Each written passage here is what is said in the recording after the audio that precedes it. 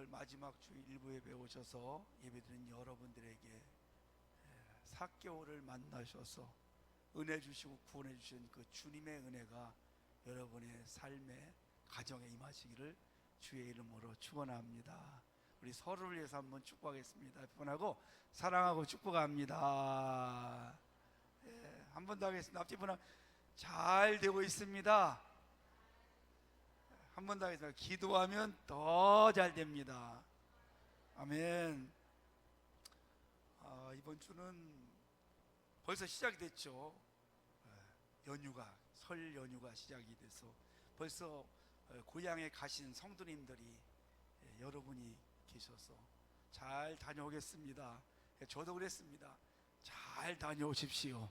이렇게 인사를 했습니다. 여러분도 이번 설 연휴 기간 동안 주님의 은혜 가운데 아름다운 귀한 은혜의 시간, 그리고 가족과의도 좋은 관계 속에서 즐겁고 행복한 설이 되시기를 주의 이름으로 다시 한번 축복합니다.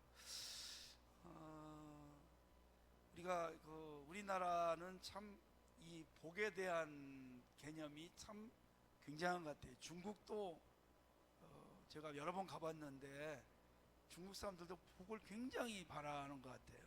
그래서 대문에도 빨간 글씨로 복 써놓고, 우리나라도 마찬가지로 이 복에 대한 개념이 굉장합니다. 예수 믿으면 복 받은 것이다. 예전에는 가정에 온통 천장에도 복, 이불에도 복, 문에도 복 이렇게 많이 있습니다. 복 받은 그런 또 나라가 되었고, 또 예수 믿고 나면 최고의 복이 구원의 복이 아닙니까? 제가 지난주에 우리 목사님, 친한 목사님, 우리 시찰의 목사님 아버님이 소천을 돌아가셔서 장례식장을 갔다 왔는데 며칠 있다가 저에게 문자가 왔어요. 목사님, 식사를 좀 대접하고 싶습니다. 그래서 웬 식사냐고. 내가 대접을 해야지 어떻게 목사님이 식사를 대접하느냐. 그래서 난 아니라고, 그래도 꼭 오셔야 된다. 그래서 갔더니 친한 목사님들 여러분들이 오셔가지고 식사를 하는 거예요. 그래서 왜 아버님 돌아가셔서 마음이 아직도 슬프고 힘드실 텐데 그렇게 식사를 대접하느냐, 우리가 해야 되는데. 그랬더니 그 목사님이 하시는 말씀이 참 저의 마음을 울렸습니다. 목사님, 너무 행복합니다. 너무 기쁩니다. 이게 무슨 말인가 했어요. 아버님 돌아가셨는데 왜 슬퍼야지 기쁨이고 행복이냐. 우리 아버지가 86세이신데 얼마나 고생을 많이 하셨겠어요. 80세 되신 분들, 70세, 60세, 우리 세대 정말 고생 많이 하셨습니다. 그 고생을 다 하시고 좀 아프시다가 이제 하늘나라로 가셨으니 이보다 더 기쁜 일이 어디 있겠습니까? 이 땅의 아픔과 수고를, 고통을, 힘든 것을 다 내려놓고 주님 품에 안겨서 이제 영생복락을 누리면서 행복하게 살아가실 텐데 제가 얼마나 기쁘고 행복하겠습니까? 그래서 감사해서 오셔서 위로해 주시고 축복해 주셔서 제가 식사를 대접하는 겁니다. 그런 말씀을 드리니까 저도 마음이 편안해졌고, 그렇구나 라는 생각을 한 번 더 하게 되었습니다. 여러분, 얼마나 사시기가 힘드십니까? 요즘에 겉모습은 평안한 것 같아도 이 인생길 얼마나 아픔이 있고 고통이 있고 힘든 일들이 많이 있습니까? 제가 오늘 우리 성도님들에게도 따뜻한 말로 주님의 위로를 드립니다. 아멘. 여러분, 조금 더 참으시고 그리고 힘을 낼 수 있기를 부탁을 드립니다. 너나 할 것 없이 모든 인생들이 다 아픔이 있고 고통이 있고 힘든 삶을 다 살아가요. 부자는 부자대로, 가난하면 가난한 대로, 누구나 할 것 없이 다 이 땅에서 광야길을 걸어가듯이 우리는 다 아픔과 고통을 안고 살아갈 수밖에 없는 그런 존재들입니다. 도종환이라는 시인이 있습니다. 지금은 국회의원이 되었는지 아마 국회의원을 하시는지 모르겠는데 제가 이분 시를 참 좋아해요. 우리 인생에 대해서 많은 시를 줬는데 여러분에게 제가 시 하나를 좀 읽어드리고 싶어요. 흔들리지 않고 피는 꽃이 어디 있으리라는 제목이라는 그런 시입니다. 흔들리지 않고 피는 꽃이 어디 있으랴. 이 세상 그 어떤 아름다운 꽃들도 다 흔들리면서 피었나니, 흔들리면서 줄기를 곧게 세웠나니, 흔들리지 않고 가는 사람이 어디 있으랴. 젖지 않고 피는 꽃이 어디 있으랴. 이 세상 그 어떤 빛나는 꽃들도 다 젖으며 피었나니, 바람과 비에 젖으며 꽃잎 따뜻하게 피었나니 젖지 않고 가는 삶이 어디 있으랴. 참 흔들리면서 꽃이 피는 거죠. 비바람을 맞으면서 눈물을 맞으면서 꽃이 피어나. 우리 인생도 그런 것 같아요. 밟히기도 하고 넘어지기도 하고 흔들리기도 하고. 이게 우리 인생 아닙니까? 여러분, 성경엔 참 자세히 보시면요, 우리 주님이요, 우리에게 흔들리지 말라, 넘어지지 말라는 말 별로 하지 않아요. 어떻게 넘어진 자리에서 일어서는가를 알려줍니다. 어떻게 일어서는가를 알려줘요. 성경의 위대한 인물들, 흔들리지 않은 사람 없어요. 넘어지지 않은 사람이 없습니다. 모세도 넘어졌습니다. 다윗도 넘어졌어. 베드로도 넘어졌어. 넘어졌습니다. 그런데요, 일어났어요. 할렐루야. 베드로와 가룟 유다 다 넘어졌어요. 그런데 여러분, 다른 게 있어요. 베드로는 일어났습니다. 가룟 유다는 일어나지 못했어요. 할렐루야. 여러분, 우리가 넘어지는 거 주님은 그렇게 나쁘게 보지 않아요. 실패하는 거 그렇게 나쁘게 보지 않아요. 넘어진 자리에서 일어서지 않는 것을 안타깝게 여기는 겁니다. 잠언에 보니까 24장 16절에 대저 의인은 7번 넘어질지라도 다시 일어나려니와. 아멘. 7번, 8번, 10번, 100번을 넘어져도 한 번 더 일어나면 되는 것입니다. 할렐루야. 이게 인생입니다. 승리하는 인생입니다. 일어나지 않기 때문에, 그냥 거기서 살아가기 때문에 인생이 고달픈 것. 일어나라, 일어나라, 주의 백성, 빛을 발하라. 넘어지지 않은 사람이 없습니다. 한 번만 더 일어나면 우리 인생은 승리할 수 있는 것입니다. 그래서 성경은 넘어진 자리에서 어떻게 일어나는가를 많이 가르쳐주고 있어요. 오늘 삭개오가 바로 그런 삶이에요. 우리가 삭개오 하면 그냥 옛날 성경에 보면 뽕나무 위에 올라가서 예수님 만나고 삶이 변했다, 이렇게 많이 교회 학교 아이들부터 시작해서 그때부터 많이 들으셨을 겁니다. 그런데 오늘 삭개오가 어떻게 일어났는가를 우리 한번 살펴보도록 하겠습니다. 자, 삭개오라는 이름의 뜻은 순결하다, 그런 뜻을 가지고 있습니다. 순결하다. 아버지가 그 죄가 많은 시대 가운데 순결하게 살으라고 그렇게 이름을 줘준 것 같아요. 그런데 사실은 순결하게 살아가지 않은 것 같습니다. 본문에 보니까 삭개오가 누굽니까?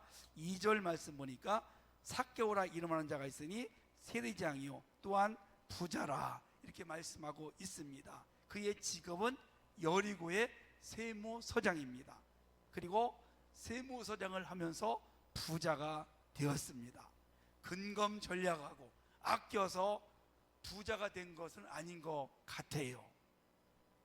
우리나라에도 오래전에 관행적으로 그런 일이 있었습니다. 세무 공무원은 칼만 들지 않은 도둑놈이라고 했습니다. 강도라고 했습니다. 그 직업만 가지면 돈을 많이 벌었던 것이 우리 사이의 모습이었습니다. 여러분, 오늘날도 그렇잖아요. 공무원이 월급만 받아가지고 부자 될 수 없는 사이가 우리 사이예요. 그렇죠? 어떻게 부자가 되었을까? 아마 부정한 방법을 쓰지 않았을까? 그래서 당시의 사람들로부터 손가락질을 받았습니다. 매국노락했습니다. 그 역사에 의하면 세금을 받는데 좀 더 세금을 더 붙여서 나라에 바치고 나머지는 자기가 갖는 그런 삶을 살았다고 해요. 그런데 이 삭개오가 부자가 되고 그런 좋은 직책을 가졌지만 행복하지 않은 것 같습니다. 자기 신체에 컴플렉스가 있습니다. 뭘까요, 여러분? 3절에 보니까 그가 예수께서 어떠한 사람인가요? 보고자 하되 키가 작고, 키가 작은 컴플렉스가 있었습니다. 약점이 있었단 말이죠. 그것 때문에 아마 어쩌면 늘 혼자 괴로워하고 낙심할 수도 있습니다. 왜? 키가 작으면 사람들이 깔볼 때가 많이 있습니다. 깔봅니다. 그리고 스스로 자기가 키가 작다는 것 때문에 컴플렉스를 가지고 살아가요. 그래서 어쩌면은 그걸 덮고 이기기 위해서 돈을 많이 모았는지도 모릅니다. 그런데 여러분, 삭개오뿐이 아니에요. 오늘날 우리에게도 이렇게 그런 컴플렉스를 가지고 살아가는 사람들이 참 많고 힘들게 살아가는 사람들이 많습니다. 우리나라에 20대, 30대는 어떤 삶을 살아가는지 여러분 아십니까? 여러분의 자녀들 자세히 보셨나요?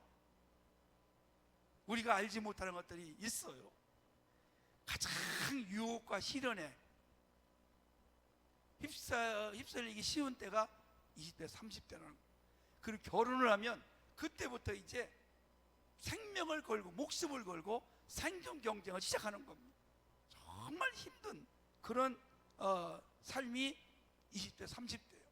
40대는 그러면 괜찮냐? 아니에요. 40대는 어떤 분이 이야기하는데 사망 진단서를 몸에 지니고 살아간다고 말을 했습니다. 시한부 인생이다. 그래서 40대는 아플 수도 없는 마흔이다라는 말을 이의수라는 분이 했습니다. 40대는 한참 가정을 이끌어가야 될 그런 나이, 가장 인생의 힘든 그런 시대라고 말했습니다. 그러면 50대는 어떨까요? 50대는 소리내어 울지 않는다는 말을 합니다. 너무 힘드니까 큰 소리로 울고 싶어도 울지 못하는 것이 50대라는 거예요. 60대는 괜찮냐? 70대는 괜찮냐? 80대 괜찮냐? 다 나름대로 아픔이 있고 상처가 있고 고통이 있습니다. 나이를 먹어갈수록 또 미래가 불안해지고 이런 삶을 누구나 다 살아갈 수밖에 없어요. 오늘 삭개오도 마찬가지. 돈은 있었지만 나름대로 키가 작은 것 때문에 컴플렉스를 가지고 늘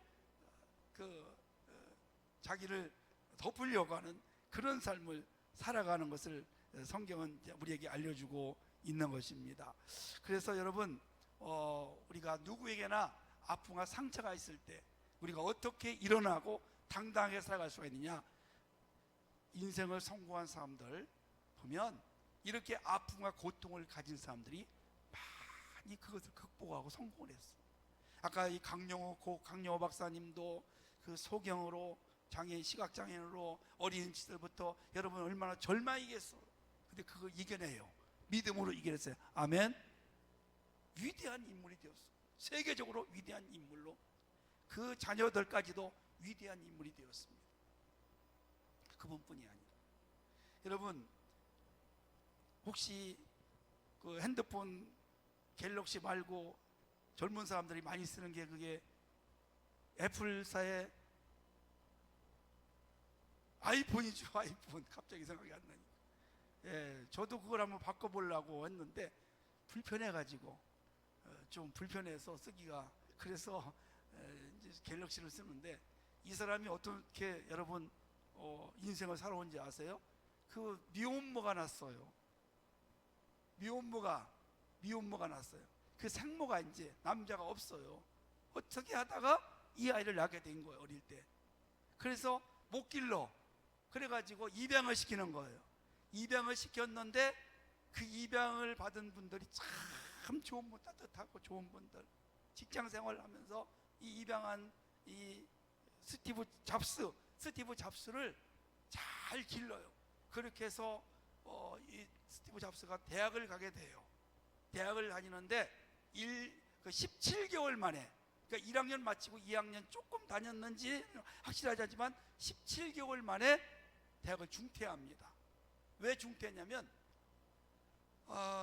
자기 양부모가 그렇게 애를 수고해서 밤잠 못 자고 돈을 벌어서 자기에게 학비를 내는 것이 너무나 고통스럽고 아픔 때문에 그냥 학교를 그만두고 집을 나왔어요.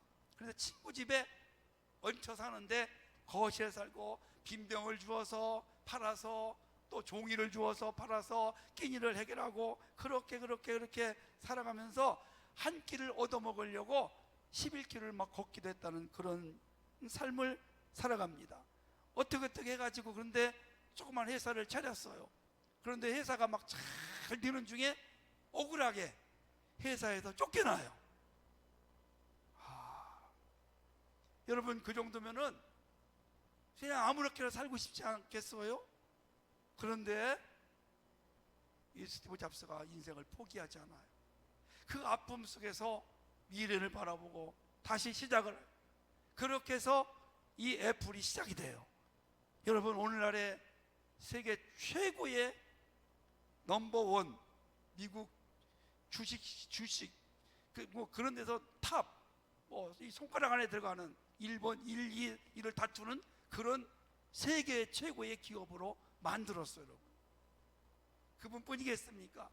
우리 삶 주변에도 이렇게 그 겉모습은 참 화려하고 저분은 고생 안 하지 않았을 거야, 저분은 아마 부모님이 다 해줬을 거야, 이를 생각하지만 사실 힘들고 어려운 사람들이 굉장히 많이 있고 그런 과정을 거친 사람들이 많이 있다는 것을 우리는 늘 염두에 둘 수 있기를 간절히 원합니다. 여러분, 삭개오가 바로 그런 돈은 있었지만 그 삶의 고통과 아픔이 있었던 거예요. 어느 날 예수님이 자기 지역을 지나가신다는 소문을 듣게 됩니다. 정말 여러분 중요한 게 있어요. 우리 믿음이 어디서 생깁니까? 믿음이 어디서 생겨요? 들음에서 생겨요. 여러분요, 믿음은 들음에서 생기죠? 여러분, 그 믿음이라는 거, 우리가 이 예수 믿는 것 뿐이 아니라 아주 안 좋은 이야기 같은 거, 모든 것들이 다 들음에서 내 믿음이 생겨요. 하나님 나라의 일만이 아닙니다.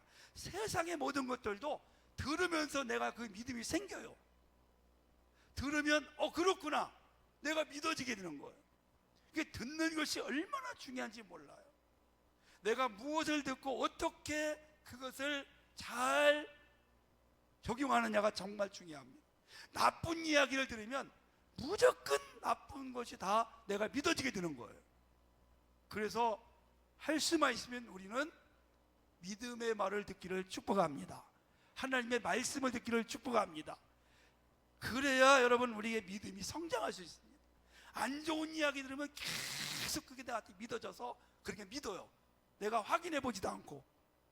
그런 것이 우리 믿음이, 귀가 그래서 얼마나 중요한지 모르면, 귀가 얇다는 사람 보셨죠? 그냥 믿는 거예요. 그래서 실수하고 나중에 후회하는 사람들 정말 많이 있습니다. 우리는 세상의 모든 이야기를 다 듣고 그럴지라도 우리는 하나님의 말씀을, 이 복음을 듣고 우리의 믿음이 날마다 세워지기를 주의 이름으로 축복합니다. 삭개오는요, 이런 고통 속에서 주님이 여리고에 오신다는 말을 들었어요. 그리고 예수님이 어떤 분인가를 지금 들었어요. 그래서 어떤 마음이 왔느냐? 만나고 싶었어요. 아멘. 보고 싶은 갈망이 있어요. 갈망. 이게 우리 여러분에게 있어야 됩니다. 갈망, 주님을 향한 갈망이 필요합니다. 그래야 자리에서 일어날 수 있습니다. 갈망이 중요합니다. 그게 다른 말로 하면 영혼의 갈증입니다. 삭개오는 부자입니다. 부자. 그러나 채워지지 않는 부분이 있었어요. 하나님이 우리를 창조하실 때 이 땅의 것을 가지고 만족하도록 만들지 않았어요. 아무리 가져도 부족합니다. 가져도 부족합니다. 우리 눈에 보이는 걸 가지고는 우리 마음을 만족시킬 수가 없어요. 영혼이 만족을 누려야 됩니다. 그게 여러분 은혜입니다. 할렐루야. 그래서 이 삭개오는 자기가 많은 것을 소유했지만 뭔가 부족한 거죠. 그래서 주님을 만나고 싶었어요. 저분은 어떤 분일까? 그 영혼에 대한 갈망, 은혜에 대한 갈망, 이것이 삭개오가 그런 고통 속에 있을 때 일어나게 하는 비결이었어요. 주님 만나고 싶어하는 갈망, 은혜 받고 싶은 갈망. 여러분, 이게 우리에게 필요합니다. 그래서 결혼을 해도 돈은 좀 부족해도 부부가 서로 마음이 맞으면 행복한 겁니다. 마찬가지로 우리 삶에 넘치지 않아도 주님 한 분만 있고 주님만 내 안에 계시고 내가 주님의 은혜 가운데 살아가면 우리는 두려움도 없고 부족함도 느끼지 못하고 그저 우리는 기쁨과 감사함 속에 살아갈 수 있다는 사실을 기억하시기를 원합니다. 삭개오가 부자요 세무서장입니다. 우리가 사실 이 시대에 볼 때 그만하면 굉장한 사람입니다. 구리 세무서장, 남양주 세무서장에 돈이 많은 부자라. 여러분, 이러면은 이 삭개오가 어떻게 살아가야 돼요?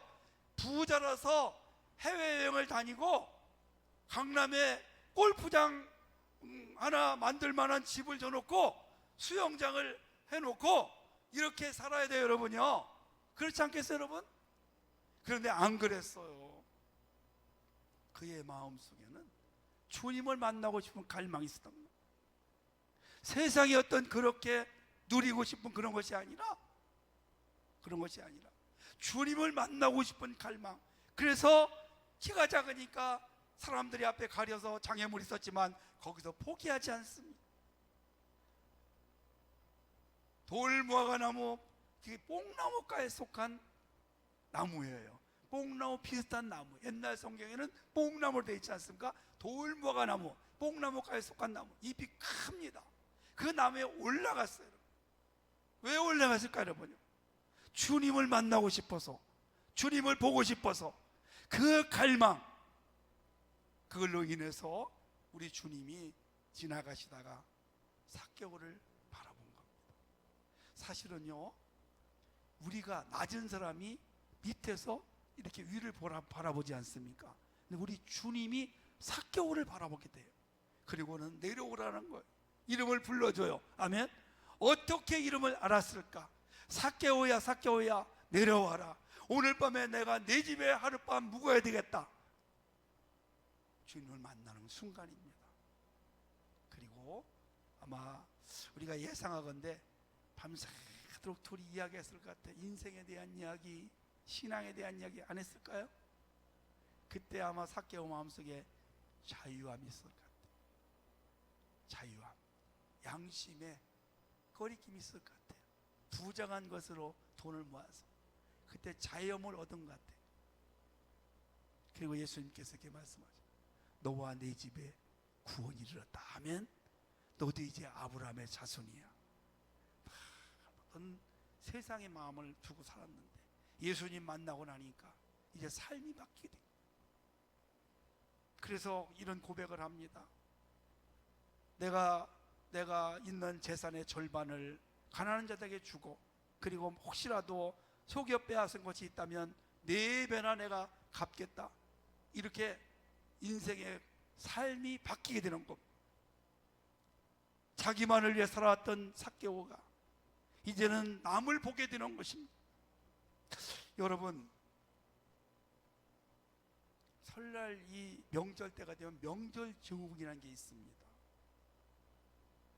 여러분은 혹시 가족을 만나서 행복해하고 기다려주고 좋을 수 있지만 또 어떤 분들은 가족을 만나는 것이 두려움이 있는 사람들이 있어요. 그래서 정부에서 27일 날 임시공휴를 정했는데 왜 27일 날 공휴를 했느냐고 아우성치는 사람들이 있단 말이죠. 31일 날로 해주지 왜 미리 해주느냐. 하루라도 빨리 거기 가기 싫은데 가게 만들었다고 불평하는 사람들이 참 많이 있어요. 그게 여러분 누군지 아시죠? 우리 한국의 며느님들입니다. 며느님들. 그 사람들이 뭐라는 줄 아세요, 여러분? 시자만 들어가면 어떤 때는 막 경기가 난다는 거예요. 시어머니, 시댁, 시노이 이 소리만 들으면 경기가 난. 그래서 성경에 시편 읽지도 않는데 시자만 들어가면 막 경기가 난다. 여러분, 우리가 한번 생각해 볼 문제입니다. 예수님 만나고 나면 우리는 자유함을 얻어요. 아멘? 자유함을 얻어요. 서로 사랑해주고 품어주고 이해해줄 수 있어야 돼요. 아멘? 넘어지지 않은 자가 어디 있어요? 실패하지 않은 자가 어디 있어요? 죄 없는 자가 어디 있어요? 예수님 다른 사람 전부 다 삭개오를 매국노를 하겠어요. 나쁜 놈. 예수님은 안 그래요. 품어줬어요. 아멘? 사랑해줬어요. 할렐루야. 요한복음 8장에 보니까 가늠한 여인이 딱 여기 지금 여기 있어요. 앉아 있어요. 남자들이 돌을 들고 삥 둘러서 있어요. 여차하면 이제 돌로 치는 거예요. 예수님이 뭐라고 말씀하셨어요? 너희 중에 죄 없는 자가 먼저 돌로 쳐라. 그때 다 손에 있던 돌을 놓고 다 갔어요. 나도 너를 정죄하지 않으니 다시는 죄를 짓지 말라.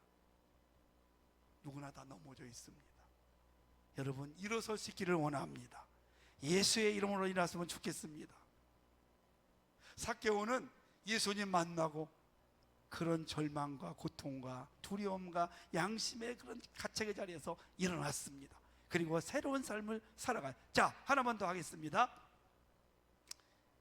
예수님 만나고 나서 어떻게 됐을 것 같아요? 신학교 갔을 것 같죠? 제자 됐을 것 같죠? 직장 다녔을까 안 됐을까요? 세무서. 성경에는 우리가 추측해 보건데 그냥 그대로 일했어요. 많은 사람들이 예수 만나고 나면 무조건 신학교 갔는데 목사 되는데 목사가 정말 많아요. 그러면 목사가 다 되면 누가 회사해? 누가 소는 누가 먹여? 일은 누가 해요? 여러분, 예수 만나고 나면요, 우리 은혜 받고 나면 있는 그 자리에서 더 잘하는 겁니다. 아멘? 이게 은혜 받은 삶의 모습입니다. 여러분의 삶을 돌아보십시오. 그 사람들을 이해하고 포용하고 함께 해주고 더 잘할 수 있는 믿음의 사람으로 일어서셔서 여러분 때문에 많은 사람들이 행복해하고 그것도 넘어진 자를 일으켜 세우는 우리 귀한 성도님들 다 되시기를 주의 이름으로 축원합니다. 기도하겠습니다.